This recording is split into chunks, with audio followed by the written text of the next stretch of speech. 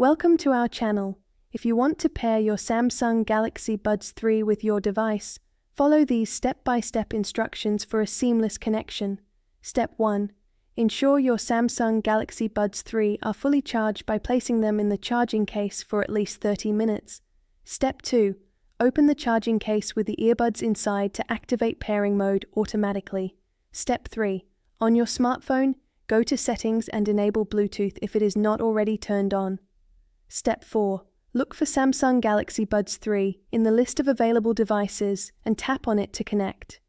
Step 5. Follow any on-screen prompts to complete the pairing process, which may include downloading the Galaxy Wearable app.